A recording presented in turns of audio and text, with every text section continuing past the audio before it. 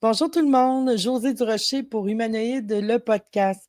Cet épisode vous est généreusement présenté par H2H Stratégie. Le sujet du jour, les meurtres et disparitions irrésolues au Québec. Un sujet qui va vous faire parler beaucoup après le podcast. C'est un sujet délicat, il va sans dire, mais on va le traiter avec beaucoup de délicatesse justement et d'empathie. Humanoïde, ça commence maintenant.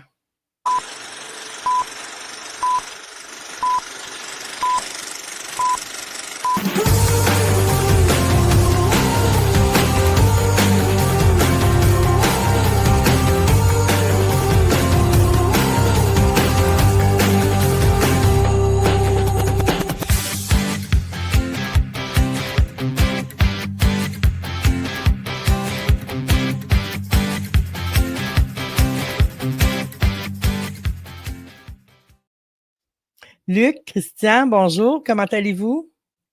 Allô? Ça va bien, ça va bien. Ça va très bien. Toi aussi? Oui. Un petit peu fébrile, je dois dire, parce que le sujet du jour m'interpelle beaucoup pour des raisons personnelles, mais je suis certaine qu'à nous quatre, ça va bien aller avec l'invité. C'est certain que ça va bien aller. Avec quelle phrase ou mot arrivez-vous aujourd'hui qui vous inspire le plus, Luc? Écoute, moi, j'ai pensé à quelque chose aujourd'hui, puis c'est l'esprit même de notre podcast. L'esprit, c'est comme un parachute, ça fonctionne mieux quand il est ouvert. Ah. C'est dénommé Thomas Dewar, qui est un distillateur écossais qui avait dit ça. Il est décédé en 1930, ça fait que ça date. OK. Super. De mon côté, la phrase qui m'inspire, c'est une phrase que j'ai vue dernièrement. Je l'ai gardée pour ce soir. C'est, la solitude n'est pas une faiblesse, mais une renaissance. Wow. En fait, c'est... moi, je suis célibataire, j'ai une garde partagée, j'ai donc beaucoup de moments seuls. Puis, j'ai de l'occasion, en ayant la solitude comme ça, de faire une introspection, de réfléchir à moi-même, de regarder les choses du passé pour mieux préparer l'avenir. Donc, pour moi, la solitude, ça m'aide à continuer à avancer. C'est inspirant, c'est vrai? Vous avez tous les deux des mots inspirants. Moi, ce qui m'inspire ce mois-ci, parce qu'on arrive toujours avec une petite phrase comme ça, tirée de nos médias sociaux ou des internets, hein, on fait comme on peut, ou des lectures qu'on a faites, c'est la phrase qu'est-ce qui nous tue pas nous rend plus forts, ce qui nous tue pas nous rend plus forts. Et ça ne m'inspire pas comme ça inspire la plupart des gens, c'est-à-dire que je ne crois pas que les épreuves nous rendent plus forts. Je pense que les épreuves rendent l'être humain plus lourd, avec un bagage plus lourd. Mais je crois par contre qu'on découvre notre force à travers les épreuves. Donc, c'est un cadeau, l'épreuve qu'on découvre avec la force qui nous habite. Effectivement, c'est une façon différente de voir cette phrase-là. Nous la fait voir vraiment sous un autre sens, un autre angle. Absolument. Ouais. Luc, ton micro est fermé. Je voulais juste le faire remarquer. Ah. Bon, voilà. Bon. À toi la parole, mon Luc. Donc, c'est mon tour.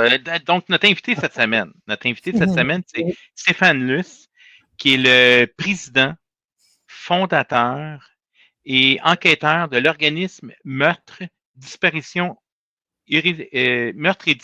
irrésolue du Québec, le MDIC.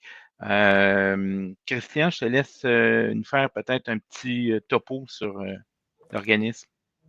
Oui, alors bienvenue Stéphane. Bonjour Stéphane. Bonjour.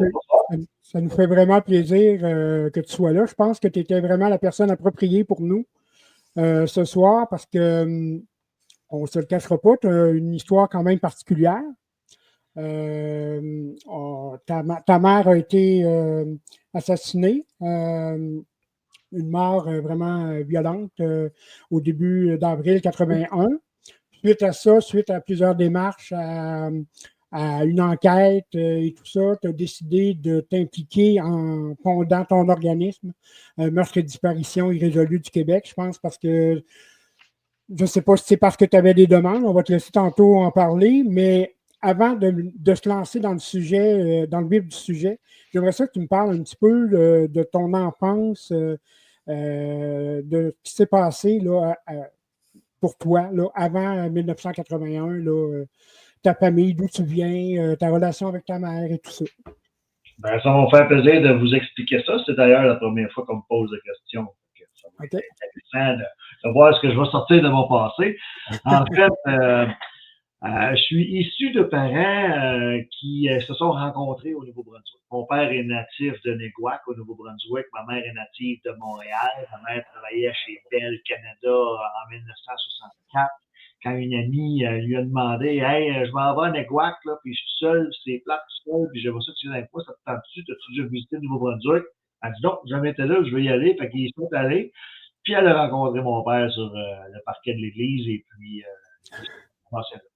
donc, je suis né à Neguac en 1967. J'ai une sœur handicapée intellectuelle qui est née en 1969 aussi à Neguac. En 1970, on est déménagé sur la rue Sainte-Hélène à Longueuil. Donc, gros changement démographique pour Stéphane Luce, qui a un accent qui ne se fait pas comprendre par ses nouveaux amis québécois qui disent « Hein? Qu'est-ce que tu dis? » Parce que j'avais un pas pire accent, mais je pouvais comprendre les deux accents. Ma mère était québécoise, mon père acadien. Donc, pour moi, je parlais acadien, je venais de là, mais j'ai changé assez rapidement mon accent là, pour m'adapter et me faire comprendre. Donc, j'ai grandi dans la magnifique ville de Longueuil. Je dis ça avec un peu de sarcasme. C'est pas une ville qui me laisse de bons et tendres souvenirs. J'ai des souvenirs, j'en ai des bons souvenirs, mais le dernier souvenir de ma jeunesse, mettons, avec ma mère, a complètement détruit la beauté de la ville, là, en ce qui me concerne. Fait que c'est sûr, j'ai toujours eu de la difficulté à aimer cette ville-là. Elle me rappelle ma mère qui a été assassinée brutalement le 1er avril 1981 pendant qu'elle était couchée dans son lit. C'est quand on est en sécurité chez soi, là, puis qu'il est 11h30, puis qu'on décide, bon, on va aller on va aller se coucher parce qu'on travaille demain, là. Ben, ma mère, c'est ça qu'elle a fait. Elle est allée se coucher parce qu'elle travaillait le lendemain. Ma mère travaillait, elle était adjointe administrative pour Probe Science, qui était au 666 Sherbrooke-Ouest, je veux dire, dans le temps. En fait, c'était une compagnie de logiciels. Donc, contrairement à ce que bien des gens pensaient que ma mère, c'était une prostituée parce qu'elle avait été assassinée, ben non, ma mère a gagné sa vie de façon tout à fait légale elle s'occupait de ses 2 enfants. Et puis, elle s'en occupait même au point de m'initier moi-même à la photo. La photo que vous voyez à l'écran, c'est d'ailleurs une photo prise avec une caméra qu'elle m'a donnée. Puis ça fait partie de mes tendres souvenirs de 1980. Ça, c'est en novembre 1980, là, à peu près 4 mois avant qu'elle décède. Donc, c'est ça. Donc, à partir de là, c'est sûr que quand le meurtre est arrivé, ben, j'ai eu un choix à faire. J'ai dû aller, on m'a offert d'aller à plusieurs endroits. On m'a offert, c'est sûr, évidemment, chez mon père. Ma grand-mère me l'a offert, des oncles, des tantes me l'ont offert. Donc, j'avais le choix. Puis, je pouvais prendre le temps que je voulais, puis je pouvais aller partout si je voulais. Ils ont été corrects à ce niveau-là. Je me suis pas senti comme contrôlé. Parce que quand ça arrive, une chose comme ça, là, on devient hyper sensible de tout, là. Donc, si tu te fais parler bête, ben, tu te prends très mal, puis même les gens qui étaient trop doux avec moi au retour à l'école, les professeurs qui étaient pas gentils d'habitude, ils étaient tous gentils avec moi, puis ça m'agressait là, au plus haut point, là. J'aimais pas le changement des gens à mon égard à ce moment-là. Donc, j'étais seul à vivre une histoire semblable. Je n'étais même pas capable d'extérieur, juste de le dire, puis j'avais quasiment le goût de pleurer. Fait que je le disais pas. Fait que là, les gens te demandent qu'est-ce que tu as souvent, c'était j'ai rien, là, puis fous-moi à paix. Dans le fond, j'aurais juste aimé avoir la carrière. C'était dur c'était dur. J'avais 13 ans, j'étais un garçon. J'ai pas une famille nombreuse. Ma mère était très aimante avec moi. Mon père, on se disait qu'on s'aimait, tout ça. Mais le dialogue, le meurtre, non, c'était pas quelque chose que j'étais capable de gérer, si vous voulez. Fait que je l'ai géré avec la musique, de l'humour, des amis, puis essayer de me changer les idées. J'ai quand même bien tourné, j'ai eu des bons amis. C'est ce qui m'a sauvé, c'est d'avoir fait le bon choix d'amis. Dirais-tu, Stéphane, que tu as mis ça de côté un peu, ta peine, puis le drame, pour réussir à vivre, à survivre? Oui, parce que la réalité, là, c'est que malgré tout, quand ma mère a été assassinée, bon, j'ai pas pu aller à l'hôpital. Fait que je l'ai pas vu. J'étais trop jeune. Ça prenait 14 ans, j'en avais 13. C'est ce qu'il me disait. Je sais pas si c'est vrai, là. Mais c'est ce qu'il me disait. Fait que là, elle décède 3 jours plus tard, parce qu'elle est décédée 3 jours plus tard. Elle l'a retrouvée vivante le 2 avril, le matin. Elle n'a jamais pris connaissance. On l'a transportée à l'hôpital.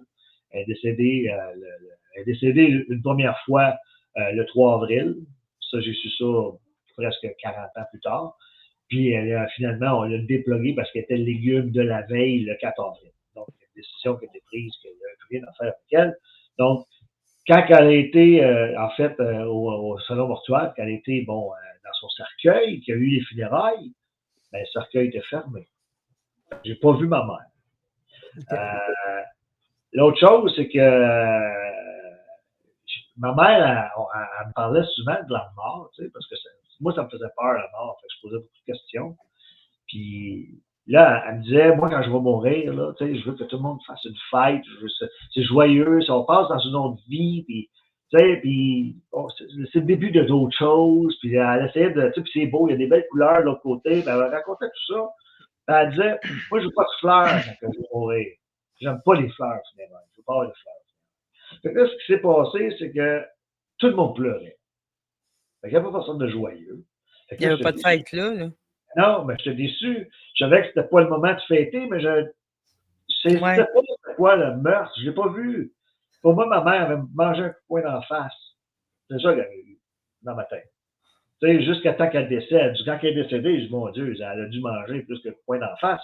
Puis là, c'est les journaux que j'ai pu lire qui ont sorti le 8 après son décès que, OK, ce que la famille ne me disait pas, ben, il y a eu des potins aussi que j'ai ramassés aussi avec le temps, mais c'est ça. Fait qu'alors, finalement, ben, là, j'ai perdu mon fil d'idée où est-ce que je vais aller. Fait que là, tu as été mis à l'écart, en fait, de cet événement-là qui est arrivé.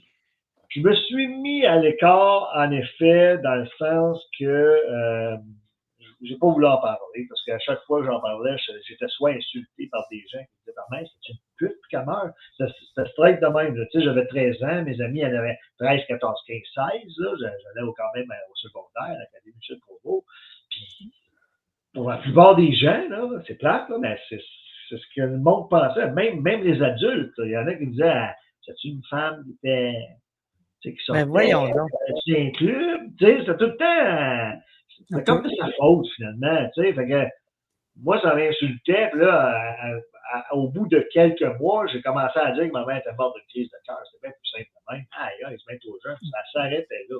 Okay. Mais la réalité, en fin de compte, c'est ça que je voulais dire, c'est que vu que j'ai pas vu à l'hôpital, je l'ai pas vu dans son cercueil, finalement, on l'a amené pour se faire incinérer. Là, je l'ai vu descendre, son cercueil, puis je l'ai pas vu se faire enterrer. Puis elle a été enterrée dans une fosse commune, puis elle n'a pas de pierre tombale. Puis ils ont enlevé les plaques. Fait que je sais plus ce qu'elle... Ma mère a disparu après son meurtre. Ça, c'est ma réalité d'aujourd'hui que je peux dealer avec. Mm-hmm. Fait que, puis en plus de tout ça, ben, à cause de tout ça, ben, j'ai pas cru que ma mère était morte. C'était tout invraisemblable, tout ça, là. Voyons, là. Je vois rien, j'ai pas de preuve de rien, pas de pierre tombale, le monde m'en parle pas autour de moi. Fait que j'étais 2 ans à attendre qu'elle m'appelle. J'étais 2 ans. Ça fait 2 ans avant que tu te rendes compte que c'est un cauchemar, puis que c'était pas la réalité. La réalité, c'était qu'elle n'était pas morte d'une mort naturelle. Là. C'est une joke qu'elle me faisait. Ma mère, là, au 1er avril, elle se faisait des jokes.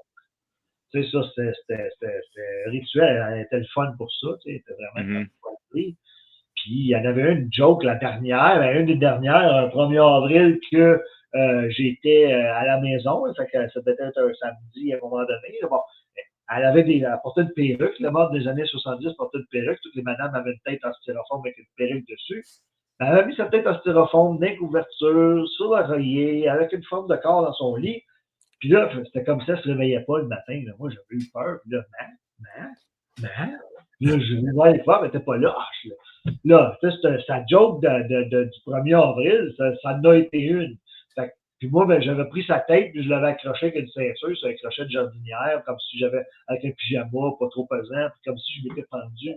C'était vraiment, c'était une joke. Fait que là, quand c'est arrivé pour de vrai, c'est arrivé le 1er avril, pour moi, c'est comme là. En tout cas, dans ma tête de jeune de 13 ans, qui refusait de croire, en plus, sûrement, ben, j'ai refusé de croire. Pendant 2 ans, même si je faisais. Toi, tu faisais des liens qui n'existaient pas, là. Ouais, c'est ça. Exactement. Ouais.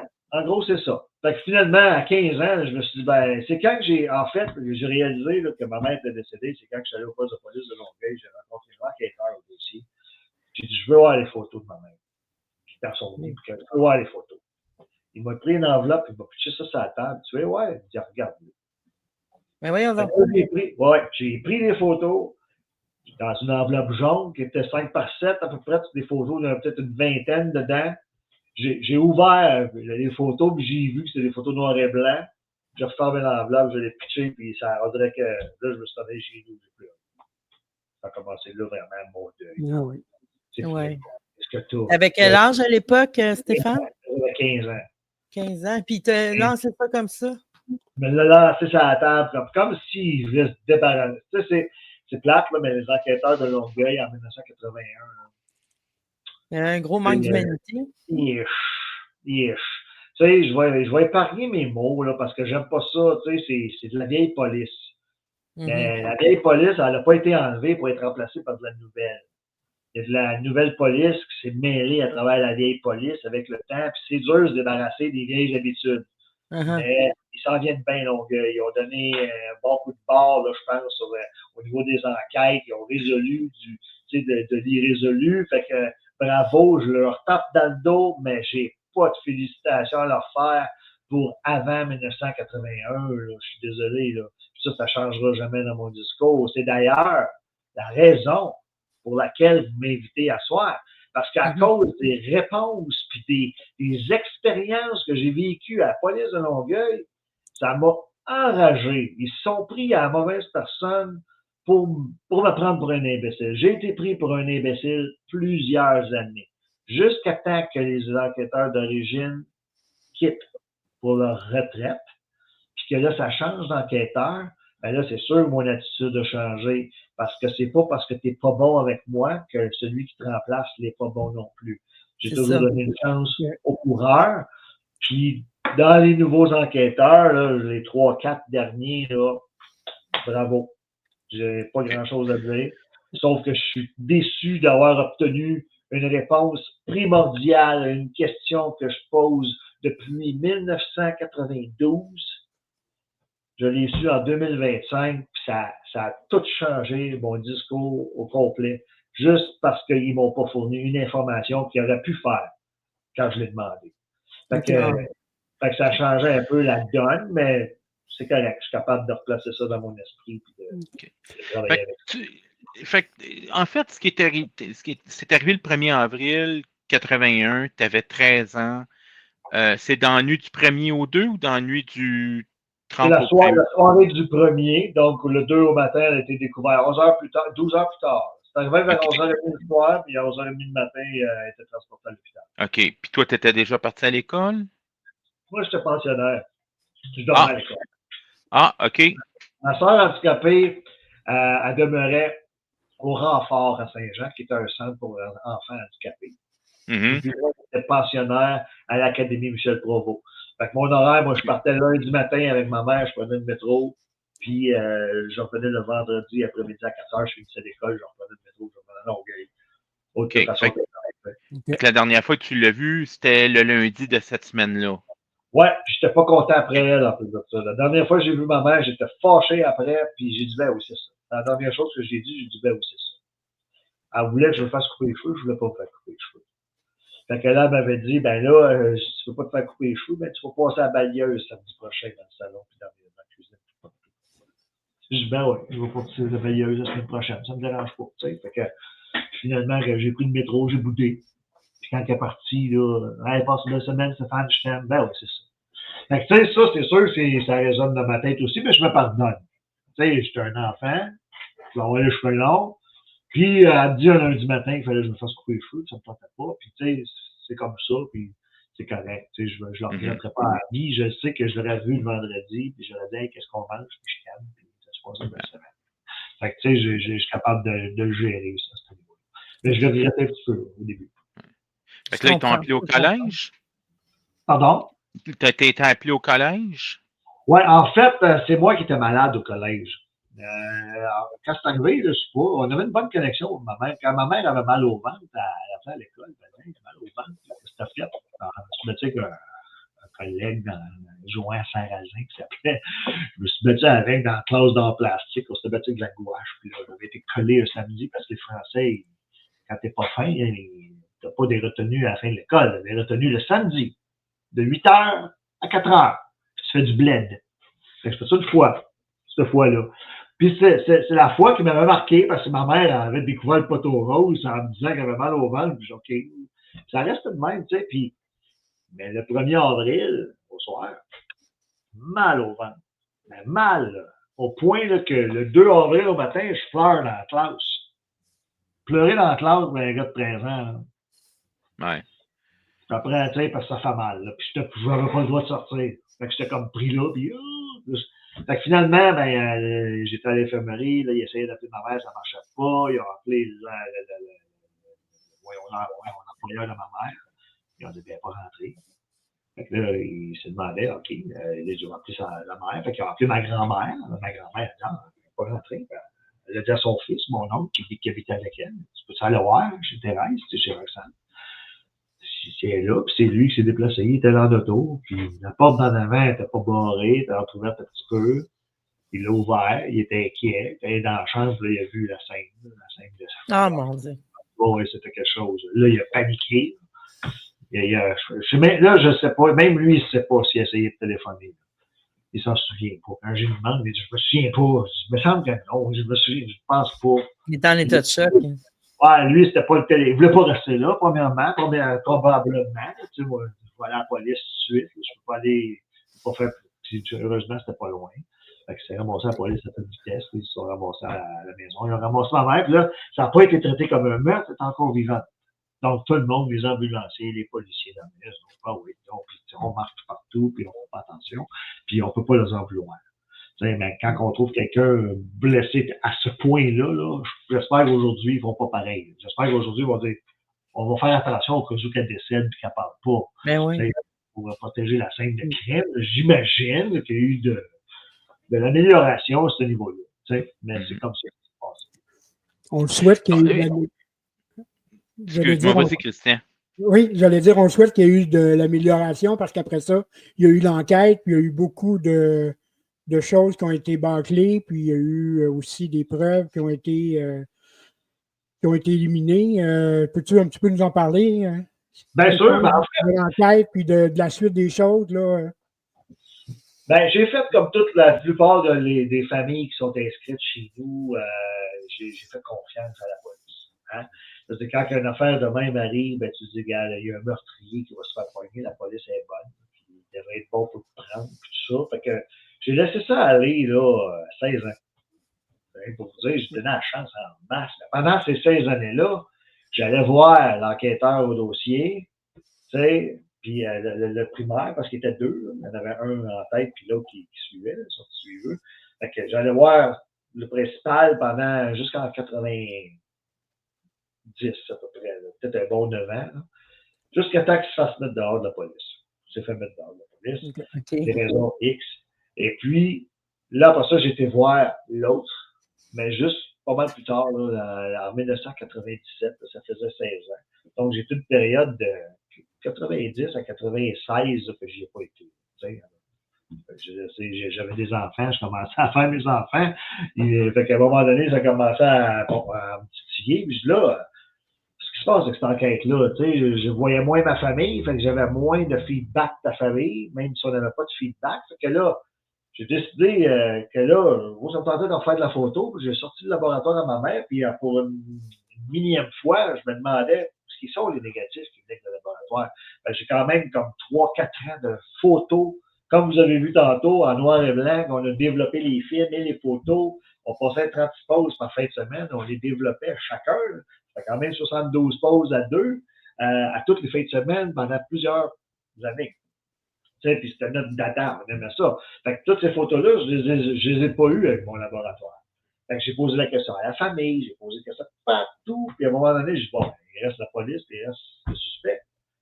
Fait que j'ai envoyé une lettre au suspect par la Poste Canada, puis j'ai demandé de me répondre à mon adresse Vidéotron. Je le mentionne, Vidéotron, parce qu'en 1997, ce meurtrier-là, il a appelé Vidéotron, puis Vidéotron, il a donné mon numéro de téléphone. Oh. Fait que j'étais pas content, là. Parce que là, je venais, moi, là, j'étais sûr que ce gars-là, c'était un tueur. Tu sais, pour qu'il sache ce que j'étais, j'ai envoyé un message postal en lui demandant de m'écrire par courriel. Tu sais, je savais qu'il était en plus de ça, il travaillait dans l'informatique quand il était, je savais qu'il était capable de se débrouiller. Finalement, lui, il était plus wise que ça, il était chercher mon numéro de téléphone, tu sais, puis qu'il n'était pas à mon nom là-dedans, tu peux pas avoir. Fait que, ça pour dire là, que. Tu dis que c'était suspect, ça. C'est suspect. Le Principal. de la police, de la famille.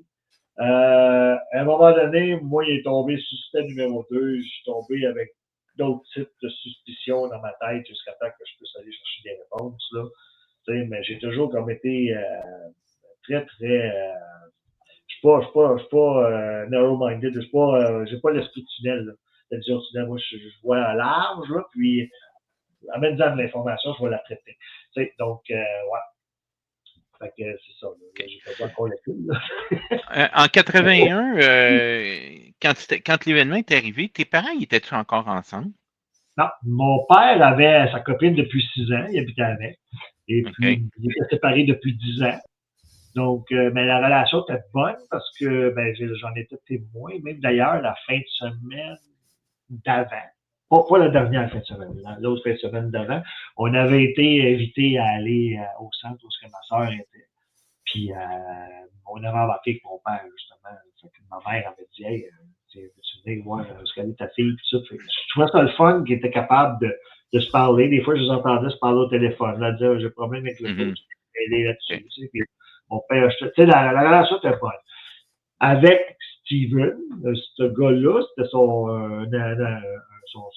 chum anglophone qu'elle a eu depuis 3-4 dernières années.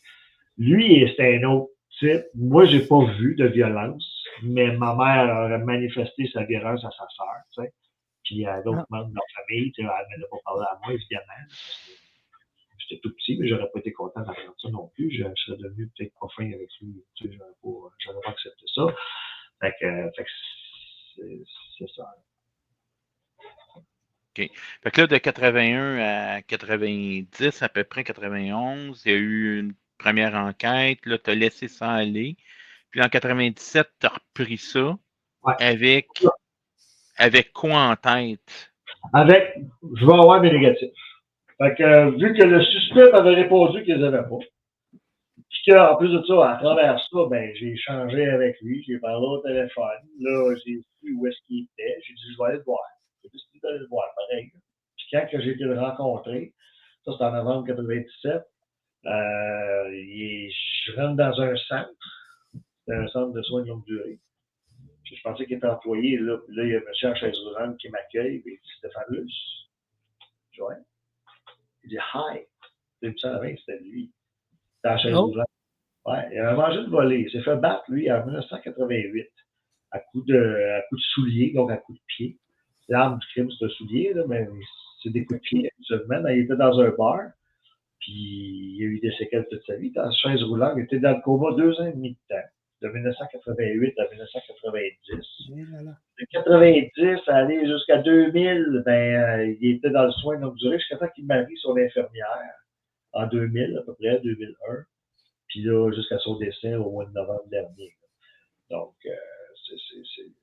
c'est pas mal son histoire à lui, là, à ce niveau-là. Donc, c'est ça. Fait qu'en 1900, votre question, c'était quoi? J'ai beaucoup de choses en tête, là, je m'excuse là, si je suis un petit peu distrait. Je m'égare de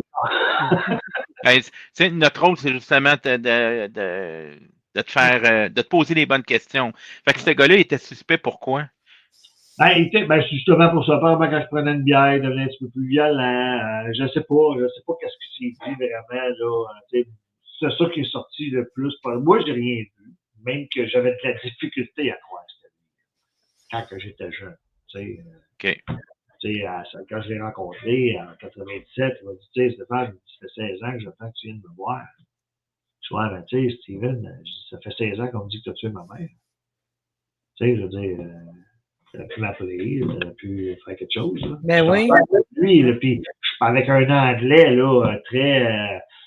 C'est quand même pas pire dans cette année-là, mais c'est sûr que je l'avais rencontré moi en 83. J'ai fait 2 fois. Là, je l'ai rencontré quand j'étais plus jeune, encore plus de mère. J'avais été seul dans son appartement là, quand j'avais 14 ans. Ben, je comprenais rien de l'anglais. Ça n'avait pas donné grand-chose, la rencontre. Mm-hmm. Lui, il avait changé.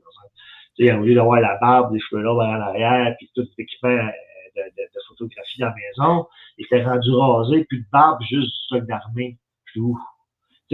Pour moi, ça fait comme, OK, il est arrivé quelque chose de drastique, soit qu'il a mal pris le décès de sa blonde, ou, tu sais. Ouais. On n'a pas eu de nouvelles. Qu'est-ce qu'il a répondu à ça quand tu lui as dit, oui, mais ça fait 16 ans qu'on me dit que tu as tué ma mère? Ah, il dit, je te jure, je ne l'ai pas tué. Il dit, I swear I didn't kill her. I swear. Ben, moi, je l'ai tué. Il était accusé, mais il n'a jamais comparu en justice ou quoi que ce soit parce qu'il n'y avait pas assez de preuves, quelque chose du genre. Là. Fait que là, à partir de 97, toi, tu as comme repris ça en main. Tu as dit, wow, là, il y a quelque chose qui cloche pas là-dedans, là, c'est ça? En fait, en 97, j'ai demandé pour mes négatifs de me faire répondre qu'il y a Ah, ben, j'ai OK. Puis là, après ça, j'ai dit, ben là, c'est ça, je me suis pas arrêté ça. Je peux-tu voir le dossier? Non, tu peux pas. Là, tenez bien l'année, on est en 97. Je peux-tu lire le dossier? Non, tu peux pas. C'est OK. T'es sûr? Parce que là, moi, il me semble que je pourrais avoir plus d'informations. Je peux peut-être aider à l'enquête. Puis, j'ai été un petit peu harcelant jusqu'à temps qu'ils disent OK, là, on va te le montrer, mais si tu dis à qui que ce soit que tu as vu ça, je vais nier. Ouais, c'est pas de problème. Je me dis dans moi-même. Même si tu dis, je veux pas qu'il va venir te voir et te dire, t'as montré ça à Stéphane, tu sais, en tout cas. Fait que, finalement, on a commencé à le regarder après avoir été invité l'autre fois à aller le rencontrer. Puis là, il tournait les pages. Je contrôlais un peu les pages. Là, c'est moi, je contrôlais l'arrêt des pages. J'étais pas trop vite. Je suis capable de lire vite, mais laisse-moi lire, s'il te plaît. Fait que là, à un moment donné, c'était écrit, oh, OK. Ah, c'était avec un bâton. Battu avec un bâton. Oui. Quand tu pensais qu'elle était battue? Ben, pour toute clôture. C'est ce que la famille me dit encore aujourd'hui. Ah, non, c'est un manche de mop commercial, les grosses mop, là, de 26 pouces. Ah, ouais, OK. OK. Là, je continue à aller. Ah, il y a une empreinte digitale sur le bâton, oui. Ben voyons, vous avez l'empreinte du tueur? Il dit, ben, probablement oui. Ah, ben, vous faites un match, quelque chose? Ben, il dit, sûrement. Mais non. Oui ou non? Pas sûrement. Oui ou non? Je veux savoir si c'est dans votre système. Fait que là, je me suis renseigné sur le système avec le temps. Là, c'est Miracode, c'est Laval Perron qui s'occupait de ça à la SQ en 1981. J'en ai appris pas mal, puis là, je disais ça à lui, puis il disait, hey, mon papa, pas de job. Ben là, moi, je me choquais, là, parce que là, hey, t'as une empreinte digitale. Après ça, je dis, ça avait un cheveu. Vous avez le cheveu. Il y avait un bâton qui avait été mis dans un sac de vidange, enroulé dans le sac de vidange, tapé à 5 endroits avec du tape électrique noir, puis utilisé pour battre ma mère. Quand ils ont défait les bandelettes, ils les ont jetées. Ils les ont perdues. En tout cas, ils les ont pu. Fait que ça, ces bandelettes-là, ça aurait pu dire que ça venait d'une menuiserie, d'un endroit où ils font des gâteaux parce qu'il y avait de la farine dessus. Tu sais, il aurait pu avoir des indices de coller sur la roulette de tape que tu mets de côté sur une table. Tu vas ramasser des pellicules de quelque chose. Des pellicules de la peau de la personne qui l'utilise, peut-être. Fait que ces 5 bandelettes-là auraient pu être aujourd'hui analysées, sortir des profils. Ils les ont pu. Le sac dans lequel, le sac Glad vert, il n'existe plus non plus. Il n'y a pas de rapport d'analyse ni des 5 rubans gommés de tape électrique, ni du sac. Puis, il y a le cheveu qui pue là. Puis l'empreinte, finalement, qu'ils ont perdu. Ils ont perdu l'empreinte, ils ont détruit le cheveu, ils ne savent pas ce qui s'est passé avec les 5 bandelettes puis le sac. C'est donc bien enrageant, ça. Ben oui, moi, je suis supposé de rester calme. Ben oui. En plus de ça, on me dit, oh ouais, mais on n'a pas besoin de l'empreinte digitale pour résoudre le crime. Je vais résoudre. C'est ce genre d'expérience-là qui ont alimenté en moi quelque chose. Mais non, tu peux pas répondre ça à quelqu'un. Là. Je sais bien que je suis juste Stéphane Luce, je suis juste un petit cul de 30 ans que j'avais dans le temps. Tu sais, puis je regardais l'enquêteur avec ses 30 ans de service qui me regardait de haut. Mais je suis pas un raisin. Puis j'étais traité un peu comme criminel quand j'arrivais au poste de police. Assis-toi là, comme on disait. Ah ouais. Non, je me suis pas là. Aucun égard à ta personne. Tu dérangeais. Tu dérangeais. Ouais. Puis ça, c'était des policiers qui étaient dans le passage, là. En plus de ça, qui parlaient de même. Moi, j'acceptais pas ça. J'accepterais pas ça aujourd'hui plus. C'est inacceptable. Le policier n'est pas supposé d'être hyper poli avec toi, mais il est supposé être gentil après ma mort. Tu sais, bonjour. Je veux dire, ça va, est-ce qu'on vous a répondu? Oui. Je peux-tu vous aider? Qu'est-ce que vous faites dans le passage? Je dis, ben, j'attends M. Villot qui me démontre les pièces à conviction que je suis venu voir parce qu'au téléphone, il m'a dit qu'il était disparu, mais quelqu'un d'autre m'a dit, par contre, au téléphone, qui était ici. Fait que je suis venu constater par moi-même. Puis quand j'ai constaté par moi-même cette fois-là, ben, le cheveu était plus là. Tu sais? Au téléphone, il y avait un cheveu. Je suis descendu. Puis quand je suis arrivé, il y avait un peu de cheveux. Fait que je sais pas ce qui s'est passé à ce niveau-là. Je veux pas. C'est juste drôle. C'est les deux réponses que j'ai eues cette journée-là, puis ça changera pas, là, même dans 40 ans, je vais dire la même chose, mais si je peux là, ben c'est ça pareil. C'est ce qu'on m'a dit, puis ça m'a triggeré, ça m'a vraiment enragé. Mais qu'est-ce qu'on fait, Stéphane, quand justement on vit tant de colère et de frustration? Comment tu fais pour passer à un autre état d'esprit? Mes enfants. OK. Ma famille. Je reviens chez nous, moi, j'ai un rôle, là. Oui. J'ai un rôle d'homme fort. Je parle pas de ça, parce que je veux pas, ils sont pas prêts à entendre ça. Ils sont encore trop jeunes. En 97, là, ma fille avait 2 ans. J'ai 2, 4, 6, 8. 2, 4, 6, 8 qu'il y avait, là, en 97, mes enfants. T'as 4 enfants? J'ai 4 enfants, ouais. T'as pris une vengeance sur la mort? Ah, merci. Ma fille s'appelle Roxane. Ah. Quelle surprise, hein? Ben, c'est ça. Fait que non, mais comment, oui, c'est sûr que j'ai été 2 ans quand mes enfants étaient couchés, que j'allais dans le sous-sol et que je voyais du noir. Ouais. Ma femme n'était pas à l'aise avec le fait que je fréquente la police, que je brasse des affaires de meurtre. On savait pas c'était qui dans le temps. Puis, fait qu'elle était nerveuse de ça. Fait que je faisais pas exprès pour en parler, premièrement. Fait que tout se passait encore une fois dans ma tête. J'étais souvent seul avec ce problème-là dans ma tête. Fait que c'est pour ça que j'ai été capable de penser à bien des choses. Puis c'est surtout quand j'ai commencé à rencontrer des familles qui ont vécu sensiblement la même chose que moi, que je me suis dit, mon Dieu, je ne suis pas seul d'être frustré de la même façon pour avoir les mêmes réponses ou les mêmes non-réponses ou les mêmes attentes ou t'appelles un enquêteur, il te rappelle dans 4 mois, tu lui poses des questions, il dit qu'il te revient dans 2 semaines, il ne te rappelle pas, faut que tu le rappelles, puis pour y reparler dans 1 an et demi. Puis là, quand il dit qu'il va te rappeler dans 6 mois, puis quand tu viens pour le rappeler encore, ben il y a eu une promotion, il n'est plus là, c'est rendu un autre enquêteur qui n'est pas au courant du dossier. C'est comme ça la réalité en 2025. C'est plate.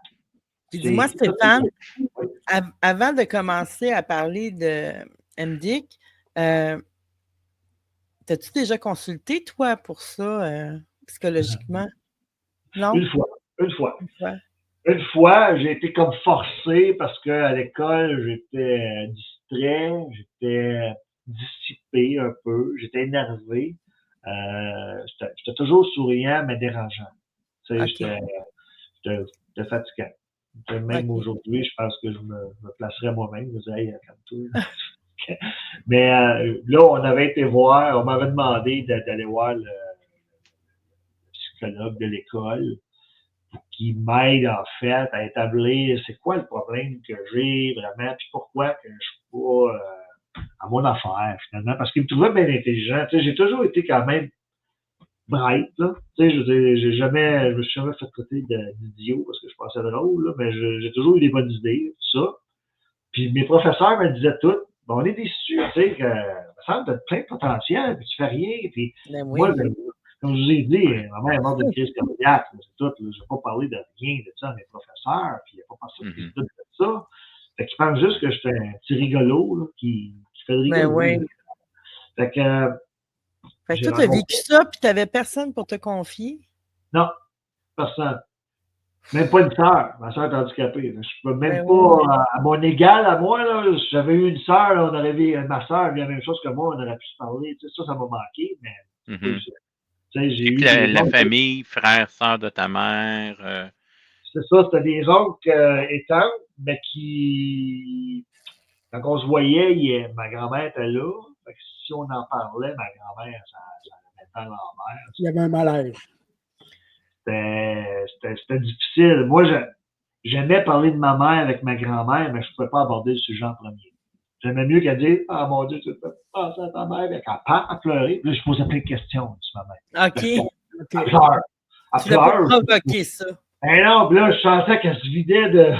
Ça faisait du bien d'en parler. De toute façon, tu le sens quand tu fais du bien à quelqu'un. Là, poser des questions.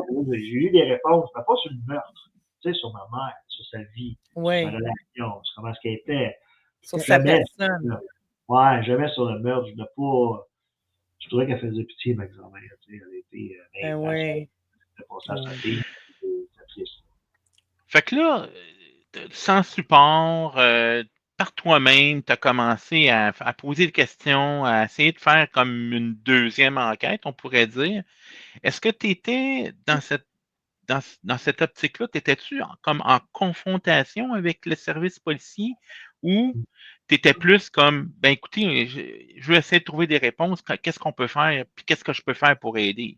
Ben c'est ça, c'est la deuxième option.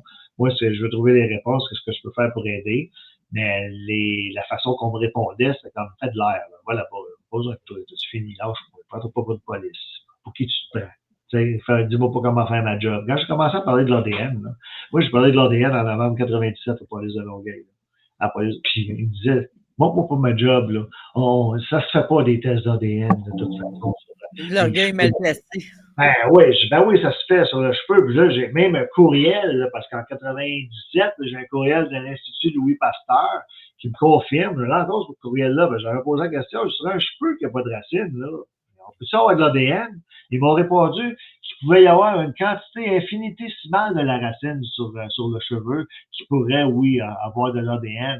Fait que ma question au policier, c'était, à cette heure, je peux-tu voir le cheveu? Qu'on l'analyse, qu'on vérifie qu'il n'y ait pas une quantité infinitésimale que vous n'étiez pas capable de détecter en 81, mais qu'aujourd'hui, en 97, on pourrait. Ben non, on n'a plus le cheveu, on l'a détruit. Il fallait faire de la place au laboratoire de police. Oui, ça prend de la place, un cheveu, hein? Oui, on fait 3 tiroirs de lamelles. De lamelles de cheveux, de sang, puis de sperme, puis de toutes sortes de crimes. Il y a 3 tiroirs. Tu sais, ils me l'ont confirmé là, en 83. Là. Hey! C'est du non résolu, là. Où est-ce que vous aviez à la tête, là? Puis là, aujourd'hui, c'est le ministère de la Sécurité publique qui s'occupe de ça, mais dans le temps, c'était le ministère de la Justice. Fait que là, quand je veux chicaner quelqu'un aujourd'hui, ben là, c'est le ministère de la Justice qui fait ça, c'est pas nous autres. Puis si je vais au ministère de la Justice, ben on s'en occupe plus aujourd'hui pour rire. Tu sais, fait que c'est drôle, là. C'est drôle, puis c'est pas drôle. Quand t'es là-dedans, ben là, fait que là, t'es dans les déboires, t'essayes toutes sortes de démarches, tout le kit, puis ça marche pas. Là, tu rencontres d'autres gens qui ont des histoires similaires à la tienne. Puis là, tu te dis à un moment donné, là, on va se regrouper. Voilà. Okay. En fait, c'est toutes les réponses un petit peu comme fâchantes, arrête, regarde, occupe-toi pas de ça. Ben, juste parce que ça fait 16 ans que je m'en occupe pas et j'ai pas de nouvelles. C'est sûr que je vais continuer à m'en occuper là. Avec les réponses que tu me donnes. Puis là, je vais rencontrer des gens parce que qu'est-ce que je viens de lire, là, j'ai des noms, fait que là, je vais aller voir ces gens-là. Là, j'ai commencé à faire des petites enquêtes, puis de poser des questions. Puis, sur le long terme, il y a des gens qui se sont fait poser des questions là, en 81, en 97, en 2017, en 2011, en 2017, puis c'est la même question que je pose. Mais je m'assure d'avoir la même réponse. Tu sais, c'est le même que j'ai testé mon monde dans le passé, puis j'ai commencé ça jeune. J'étais même pas adulte quand j'ai commencé ça. J'ai dit, moi, le poignet, c'est quelqu'un autour de moi, parce que c'est ça qui se passe. Quand ça arrive, c'est qui? C'est-tu mon meilleur ami qui a tué ma mère? C'est-tu son frère qui a tué ma mère? C'est-tu son père qui a tué ma mère? Tu sais, c'est qui? C'est quelqu'un qui... Moi, je faisais plus confiance aux inconnus à un moment donné dans ma vie, que les gens qui étaient autour de ma mère, qui ont gravité autour de ma mère, quelqu'un qui arrivait de même, salut, mon conseil, t'es qui toi?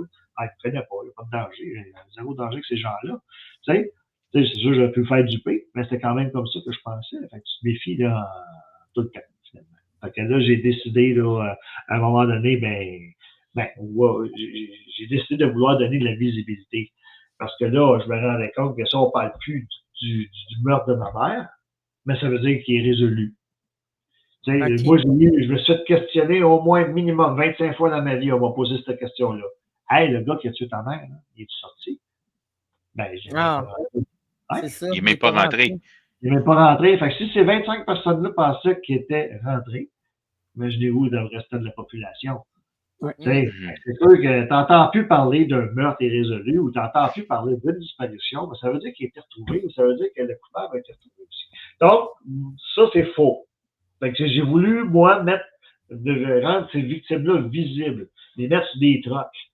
Les affiches que vous voyez en haut, là en arrière de moi, là, je vais vous la montrer de ça. C'est le genre d'affiche qu'on met sur les camions, 30 par 36. Puis c'est autocollant, puis on met ça à gauche, puis quand la voiture dépasse, Fernand Champoux, voilà. Roxane Luce a été assassinée. Là, on m'a battu à mort. Pourquoi? Par qui? S'il vous plaît, parlez. Ça, c'est Roxane qui s'adresse. Ben oui. Toutes les affiches qui ont été faites, toutes les phrases qu'on retrouve sous la photo, c'est la famille de la victime qui a choisi la phrase. OK. Il s'implique très près dans le dossier, là. Impliquer la famille dans l'action de mettre une affiche sur la route, parce que ça leur donne l'impression de. Ça leur donne pas l'impression, ça les fait parler. Donc, ils font parler de leurs victimes. Puis toi, quand tu conduis ton char ou tu es pas dans rien d'un truck parce que ça avance pas dans le trafic, puis tu as juste le temps de voir cette affiche-là, puis de voir, elle est non bien belle, cette femme-là. 81, c'est pas réglé. Henri, ça me dit que. Ah, Henri. Hey, Henri. C'est ça, Thérèse Henri que j'ai dit. Ah, ouais, tu sais, ça passe chose, là. Fait que les gens où ils vont dire ah ouais, je pensais que c'était réglé, c'est même pas réglé, ah, c'est bien plate, ça. Puis ils vont en parler dans leur famille. Elle savait-tu, Roxane, c'est même pas réglé, crime, moi, m'avait dit que c'était. Ils peuvent m'appeler, là. Le numéro de téléphone est sur la fiche. Fait que c'est là-dessus que je mise. Puis en faisant circuler Roxane, ben là, les gens voient que l'organisme existe. Puis ils vont dire ah ben tiens, moi, j'ai de l'information à donner justement sur Fernand Champoux ou sur Linda Normandin, tu sais, ou quelqu'un qui n'est pas dans nos victimes. Ça arrive souvent, hey, j'étais sur votre site web, puis mon frère n'est même pas sur votre site. J'ai vu ça sur une affiche que vous existiez, ben, envoyez-moi une photo, puis dites-moi c'est qui votre frère, on va regarder qu'est-ce qu'on a, puis on va faire une page web expressément, puis on va y faire son affiche avec le temps, puis si on a des transporteurs qui veulent le transporter, ça va nous faire plaisir de le faire. J'ai une question, Stéphane. Ouais. Ça coûte-tu quelque chose aux familles de faire affaire avec MDIC? Pas tout. OK. Pas zéro plus de barre. Mais par contre, nos plus grands donateurs, c'est les familles. Ça me pince le cœur chaque fois. Parce que les familles, c'est eux autres qui ne devraient pas payer. C'est ça. C'est eux autres qui devraient se faire dire, regarde, tu sais, moi, j'offre une affiche à toutes les familles. Là. Je fais au moins l'affiche, qu'elle soit diffusée sur les réseaux sociaux. Puis, si on trouve un transporteur, je la fais imprimer une fois, tu sais, puis on la met sur un camion. C'est ça, c'est le mandat qu'on s'est donné pour que tout le monde ait leur chance. Fait que quand on a des belles photos, qu'on réussit à avoir les phrases, ben, j'envoie ça à l'infographe, on fait une affiche. J'en ai pratiquement au-dessus de 70 de fait pour le moment. Tu sais, on parle d'environ, peut-être, avec le montage, c'est 100 piastres la fiche que ça peut coûter, là, tu sais, pour le faire. Ben, c'est pour ça qu'on ramasse des dons, puis tout ça, puis qu'on veut faire ça. On veut absolument que les gens qui sont disparus ou qui ont été assassinés, puis que c'est pas résolu, ben, qu'il y ait leur affiche qui soit diffusable sur les réseaux sociaux, leur place sur le site web, et puis là, ben, veut pas, avec le numéro de téléphone qu'il y a sur l'affiche, ben, quand j'ai commencé ça en 2018, je n'étais pas enquêteur. Puis là, moi, je faisais des médias, c'était intéressant ce que je faisais, je trouvais que c'était une bonne idée, mais je disais, t'es qui, toi, pour obtenir de l'information? Là, je me suis dit, ouais. Tu sais, moi, je me fais confiance, là, tu sais. Je savais que je faisais ça pour les bonnes raisons, mais c'est tout le monde qui le sait. Mais non. C'est pas rien. Là, j'ai dit, là, j'expliquais que j'y étais, mais tu sais, avec difficulté, là, tu sais, c'était pas. Tu voulais avoir de la crédibilité. Ouais. Fait que là, en fait, c'est un peu ça l'élément déclencheur, c'est que là, tu as commencé à faire à poser des questions, à faire des enquêtes, à recevoir beaucoup d'informations. Là, tu as dit à un moment donné, il faut organiser ça, puis tu as comme structuré ça dans un organisme sans but lucratif. C'est ça? Oui, en fait, ce qui s'est passé, c'est que j'ai décidé de devenir enquêteur. Tu sais, je me suis dit, là, je peux pas essayer ça de même, je peux pas juste continuer comme ça, je vais devenir enquêteur privé. Puis je l'ai fait, là, assez rapidement, là, mais en travaillant, parce que je travaille un jour gagner ma vie, là. Il y avait du monde qui pense que c'est FDQ qui me paye mon salaire, mais zéro, là, ça paye mon gaz, le kilométrage, il n'est pas encore payé. Je ne suis pas capable de me rembourser des comptes de dépenses encore, là. Tu sais, j'ai mis une lettre sur les familles, sur les projets, puis sur l'enquête, puis les recherches de cadavres, puis sur les déplacements de ce genre de type-là, que de me payer un salaire. Là. Je veux dire, ce serait ridicule, parce qu'il faudrait, avec le millage que je fais, il faudrait juste que j'aille des noms juste pour ce que je fais. Fait que je suis obligé de le laisser dans le compte, puis un jour, quand on avait des subventions, j'en aurais une partie. Mais pour le moment, là, c'est comme ça. Fait que je suis devenu enquêteur privé. Puis là, ben, c'est sûr que ça a fait comme bien du monde. Ah ouais, on peut faire ça. Puis là, il y a beaucoup d'enquêteurs qui sont ajoutés à nous. Tu sais, j'ai commencé par 2, 3, 4, 5. Tu sais, puis là, on avait comme au début, il y avait peut-être juste 80 familles inscrites. On est rendu à 152 familles inscrites. Fait qu'on est rendu à 17 enquêteurs. On est 17 enquêteurs. Wow. Enquêteurs encore.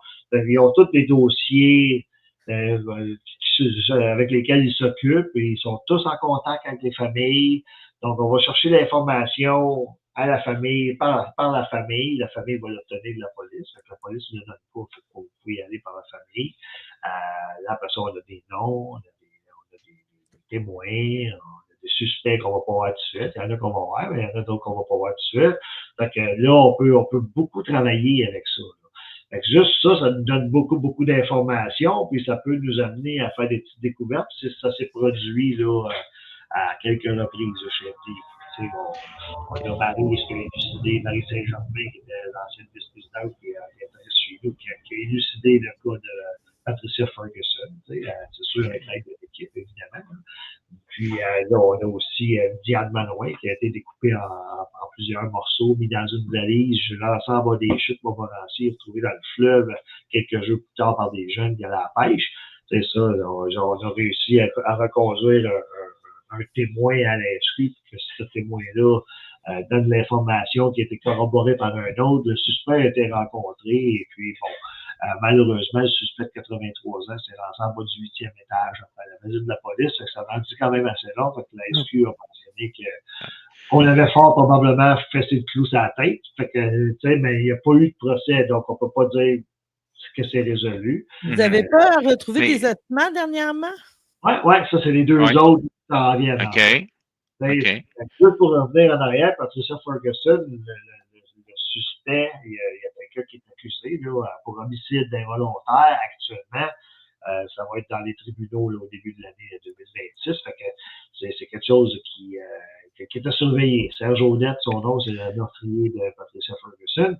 Et puis, il y a eu les deux autres trouvailles que je ne prends pas de crédit. Il faut faire attention. Tu sais, oui, j'ai participé là, de très près avec Exploring with a Mission. Parce que quand ils sont arrivés au Québec de leur propre initiative, ils n'étaient pas capables d'obtenir de réponse de personne. Ils ont appelé la police, puis la police a dit, bon, on donne pas d'informations. Là, ils ont dit, ben là, ça te prend de l'information sur Yvon Guévin, qui était de Pierreville. Puis quand ils sont arrivés en ville, mais quand ils prononçaient juste le nom d'Yvon Guévin, ils disaient Yvon Guévin. Fait que les gens ne comprenaient pas qu'est-ce qu'ils voulaient, Yvon Guévin, mais ils ne savaient pas ce qu'ils voulaient. Fait que là, ils ont tapé Yvon Guévin missing, et puis là, ils sont tombés sur le site de meurtre du Québec. Ils m'ont téléphoné. Là, j'ai dit, ben oui, je vais t'en donner de l'information. Ça m'a fait bien plaisir de les aider. Et puis là, à partir du jour 1, qui se trouve être 2 jours avant la trouvaille de M. Guévin à Pierreville, ben, on était en communication tous les jours. Fait que là, je donnais tout ce que j'avais pour toutes les familles pour lesquelles ils venaient chercher. Ils sont venus chercher plusieurs personnes, plusieurs voitures, hein, en espérant trouver des personnes dedans. Fait que c'est un total de 9 personnes à rechercher. Là, ils en ont trouvé 2. Là. Le score est énorme. Ben OK, oui. c'est bon. OK, fait que là, puis vous avez la collaboration des autorités dans tout ça, là. Ben, collaboration, c'est un grand mot. Autrement OK. dit, nous, on est tolérés. Ils acceptent qu'on collabore avec eux, mais je ne peux pas dire qu'ils collaborent avec nous. OK. C'est pas chummy, là. Vous faites pas une bonne équipe. Puis... Ça dépend c'est qui. Tu sais, moi, là, quand on a sorti les 2 corps, M. Bolduc, ben, il m'a téléphoné, puis vous avez été occupé pas mal, puis on aurait, la prochaine fois, si c'est possible de nous aviser d'avance, on pourrait se préparer, puis j'ai trouvé ça très bien, là. Tu sais, il m'a téléphoné, il m'a pas donné de leçons, là. Tu sais, je veux dire, même quand, dans l'entrevue, où je n'étais pas là pour bâcher la police, vous saviez à quel point je me suis fait poser la question, hey, la police n'a pas fait sa job, là. Je les ai protégés beaucoup, là. C'est pas vrai que la police n'a pas fait sa job, là. Quand quelqu'un disparaît, moi, si je disparais demain, ça ne veut pas dire que je suis dans l'eau, ils n'enverront pas des plongeurs partout au Québec. Tu sais, je veux dire, on ne peut pas faire ça, là. Ce serait ridicule. Tout le monde dirait, ben voyons. Tu sais, fait que ce qu'on va faire, c'est, ben, M. Luz est disparu avec sa voiture, numéro de plaque, vu que la dernière fois, à l'endroit, ouvrez l'œil, si vous le voyez, téléphonez-nous. On va attendre 3-4 jours, on va mettre le policier la police va faire un petit peu leur enquête, puis on va espérer que le public va parler. C'est ça qui va se passer. Il ne faut pas oublier qu'un adulte a le droit de disparaître. Donc, moi, si je décide de partir demain matin, puis de m'en aller sur l'île de Vancouver, à Tofino, dans un camping pendant 4 semaines, puis pas donner de nouvelles à personne, pendant que tout le monde s'inquiète, j'ai le droit. C'est stupide comme ça. Il y aura une loi, par exemple, qui fait que pas le droit, mais tu vas avoir une méchante amende, par exemple, si tu fais déployer des services policiers. Parce que moi, si je veux disparaître une couple de jours, là, la moindre des choses, c'est de viser au moins une personne. Mais oui. Si c'est pas la famille que je vais aviser, je vais aller voir la police de quartier. Regarde, ça se peut qu'on me dise que je suis disparu. Chaque mon camp, je te carré tout le monde. Fait que cherchez-moi pas. Là, vous devriez, ça ne m'intéresse même pas, cherchez-moi pas. Bye. Partez. Ils sont au courant, là. Il n'y aura pas jamais rien. Puis quand ça va venir à ça, ben, à un moment donné, la famille va dire, hey, on s'inquiète. Inquiétez-vous pas, ça va bien. Il nous a avisé. Il veut juste pas vous dire où ce qui est. Pour respecter ça. C'est tout. Good. Ça serait déjà bien. Écoute, il nous reste à peu près 3 minutes. On a fait quand même une bonne heure. Deux petits sujets. On a parlé un petit peu du taux de réussite des enquêtes. J'aimerais ça que tu nous parles peut-être des réactions des gens quand ils ont des résultats d'avancement ou qui ont des réponses à leurs questions. C'est quoi la réaction? Ben, la réaction, je te dirais, ben, c'est toujours bienvenu, hein. C'est sûr que là, ça dépend de quel type de réaction. Dans le fond, on va prendre l'exemple de Patricia Ferguson quand on a mis la main au collet de la personne, puis tout ça, puis que la famille a exprimé ses sentiments face à ça. Ça fait tellement bien, j'ai toujours cru que ma mère m'avait abandonné. Tu sais, fait que imaginez-vous, là, hein? Elle avait 9 mois là, quand que sa mère a disparu. Fait qu'elle, elle s'est faite juste. Elle ne souvient même pas de sa mère. Fait que ta mère a disparu. Elle m'a sûrement abandonné. Fait que, c'est ça que jusqu'à temps que quand elle a su, hey, c'était pas volontaire, sa disparition. Puis là, on est rendu avec un meurtrier qui a avoué, là. Tu sais, parce que si on s'est accusé d'homicide involontaire, c'est parce qu'il a avoué quelque chose qu'on ne sait pas encore. Tu sais, nous autres, on l'a travaillé, on l'a cuisiné, on l'a amené à la police. Lui, il a trop parlé à la police. Fait on a fait la job qu'il fallait, on l'a amené, puis la police a fait la job qu'il fallait de le faire parler, puis c'est parfait. Mais elle, ça a été comme un soulagement. C'est comme, ma mère veut m'aimer, finalement. Fait que c'est beau, là, tu sais. Fait que ça, c'est même chose pour les corps qu'on a retrouvés dans les véhicules. Je veux dire, la famille d'Yvon, se demandait pendant toutes ces années-là, la famille de M. Guévin. Je suis très familier avec les victimes. Hein.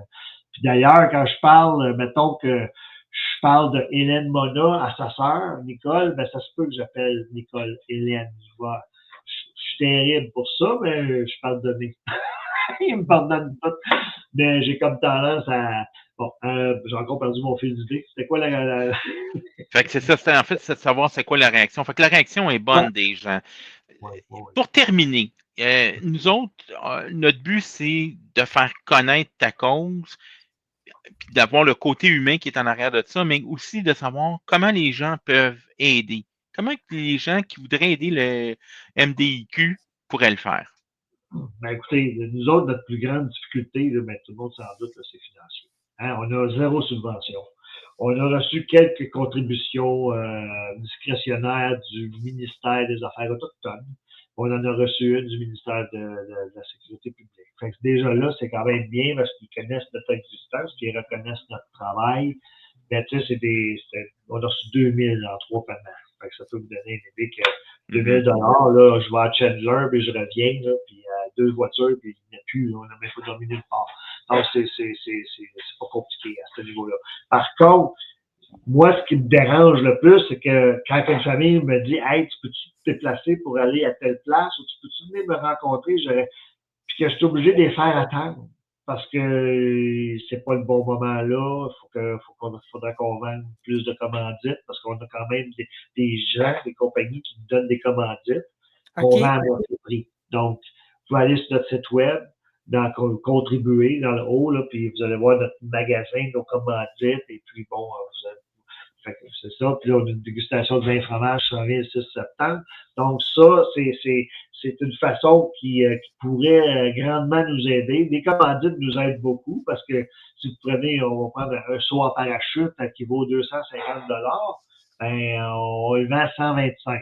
Fait que on a 125 dans les poches. La personne saute en parachute pour 125, à moitié prix. Donc, tout le monde est content. Puis, on en vend quand même pas mal. Puis, c'est pas mal ça qui nous fait runner, là, grâce à Stéphanie, là, dans le groupe. Elle travaille fort à ce niveau-là. Bon, elle va chercher ce type d'argent-là. Il y a des dons des gens, des familles ou de quelques dons privés.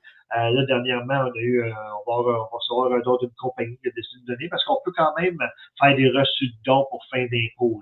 On est un organisme de bienfaisance. Donc, systématiquement, si vous faites un don de plus de 20 $, ben, on fait le reçu là, à la fin de l'année pour vos impôts. Et puis, c'est ça. Fait que c'est les meilleures façons de contribuer. Il y a le bénévolat aussi chez nous.